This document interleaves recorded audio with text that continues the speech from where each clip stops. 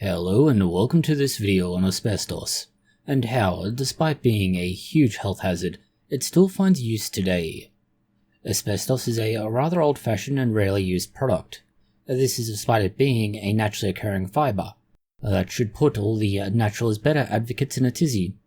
The reason asbestos is not used is that it is an extremely powerful carcinogen, that being a chemical or other risk factor that promotes the development of cancer. Something you generally want to avoid. The problem with asbestos being a carcinogen wasn't well established until into the early 20th century, and certainly not widely accepted until the mid-20th century. And from there, laws were put in place to stop its use. Unfortunately, these weren't put into effect until much later in the 20th century, and in some places, not at all. As a result, asbestos found use in many things. It's everything from house walls to car engines, fire barriers to furniture, and more again. It was, for a time, incredibly ubiquitous. Asbestos itself is a naturally occurring fibrous material. It's made out of silica, and it's more a mineral than a fibre. There are 6 types of it in total, but they're all made up of long, thin fibrous materials that are sort of like a crystal. Each fibre, if you look at it under a microscope, has fibrils. These fibrils are what are dangerous, as they get released into the atmosphere when you either abrade or otherwise handle the asbestos. This was useful, at least initially, in terms of asbestos, as it was first turned into yarn. It was used as yarn due to its hard-wearing nature and resilience to damage. Well, damage to itself anyway. The use of asbestos itself dates back at least 4,500 years. This is when Finnish individuals were using it in earthenware pots, which is surprisingly perhaps its safest use. There are 6 types of asbestos fibres. You have crystallite, these are white; amosite, these are brown or grey; crocodilite, which are blue; tremolite, actinolite, and amphilite. Although between them there's no great difference in terms of their danger, they have been used particularly in some regions or for some applications more than others of the same kind of asbestos.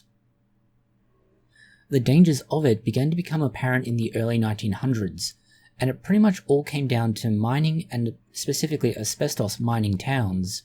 There was a significant increase in the number of lung problems and early deaths there.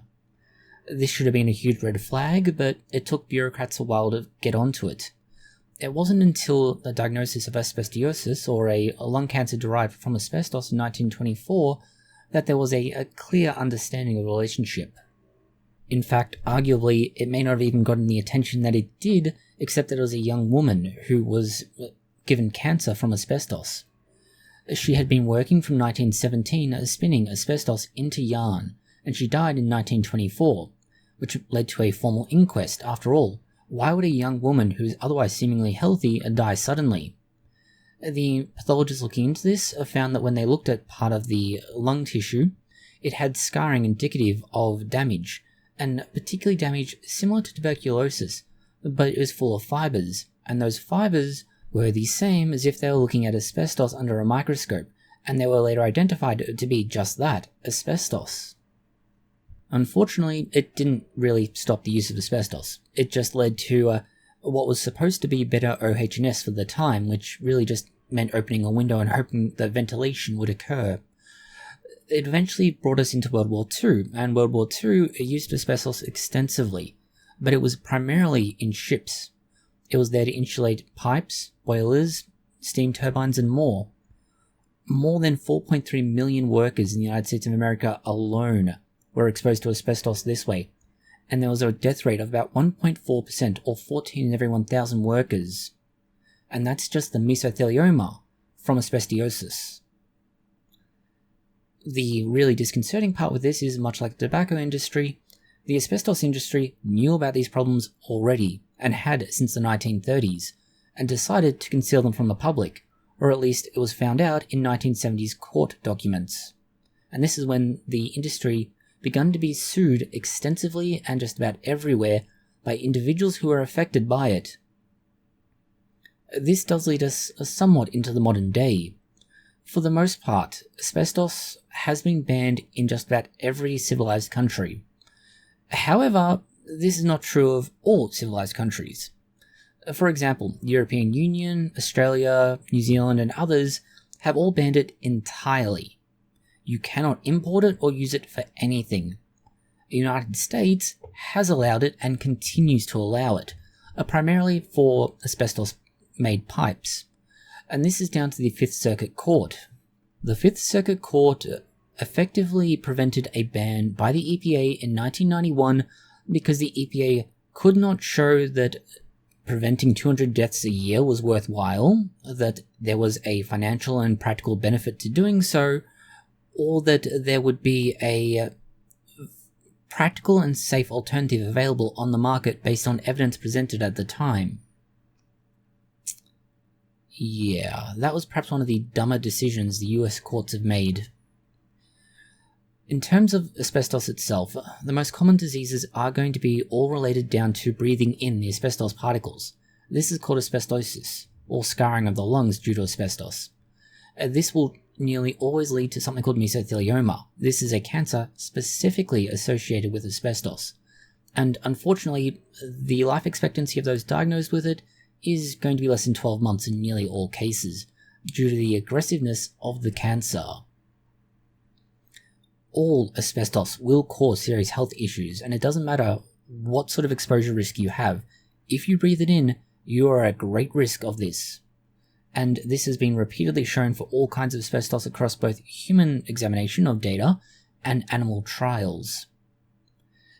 The amosite and crocodilite are arguably the most hazardous, and this is not really a significant factor since they're all dangerous. But nonetheless, those are considered the worst, but the worst is sort of choosing between really, really bad or just really bad. The other key thing here is that you don't necessarily need to be the one directly involved with the asbestos itself. Unfortunately, those who have occupational exposure to asbestos are also putting their families at risk, as unfortunately, they also have a significantly higher chance of developing cancer, and mesotheliomas in particular. In America, this is all the more concerning, largely owing to the fact that those who work in chlorine plants come into contact with the asbestos very often, and OSHA has exempted these plants from inspections. Yeah. This brings us back to the industry issue, and not just that there are industries that still expose workers to this, but worryingly that the asbestos industry has repeatedly tried to deny any danger. Once they could no longer argue that asbestos itself wasn't able to be used safely, they opted to arguing that they had instead used it in a format that would neutralize or make the asbestos safe to handle. This was generally done by apparently putting it in cement, or otherwise embedding the fibers into a other material. For example, plaster. However, it should be rather obvious, studies that looked at this claim found that it was no safer in this format than it was in the others, and arguably more so given the perception of safety. This meant that when these plasterboards or similar were broken, they would release the same asbestos fibers as those found anywhere and with every other method. And now for why asbestos remains, and it is simply an issue of how to get rid of it and how much getting rid of it costs.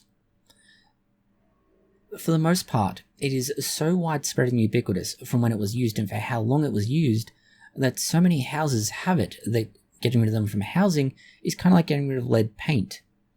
Arguably lead paint is more of a concern, but nonetheless. Then we also have the fact that any exposure to the fiber is dangerous, which is why lead paint is, to an extent, actually safer as you can paint over that and the risk is gone. With these fibers, any damage to what contains them will release them, and worse yet is where they've used friable versions of it, that is, loose, free-floating versions of the asbestos material. They're even more dangerous because they're a lot easier to breathe in and no damage is required for that to happen. You just have to be in the right area with a light breeze, and you will inhale the asbestos. For those who work in places like roof cavities, for example installing satellites or similar, they're at a great higher risk because of their job and the fact that the houses may well have asbestos in them. and there are plenty of other occupations where the same thing is true. Most people aren't even aware of the issue though, and that's because for the last 30 or so years, there has been not necessarily silence, but a general attempt to not deal with it, both by businesses and governments. Because most households don't know that it's there and the danger, given that an asbestos board looks just like any other board, you don't know you have a problem until 20 years down the track, you have mesotheliomas developing and you don't know how or why. This is why asbestos is still around, partly due to the courts in the USA being a mess, and partly because some countries simply do not care to use the alternatives. In other countries, they've banned asbestos and they've been working hard to get rid of it. Sadly, this latter part doesn't really apply to places like Southeast Asia, China and India, who are both burgeoning populations and now likely massive cancer risks, as they are the biggest importers of asbestos, and sadly are using it frequently in housing. Thank you for watching this video. If you found it interesting, consider liking, sharing and subscribing. Please do post any comments, questions or suggestions you have below.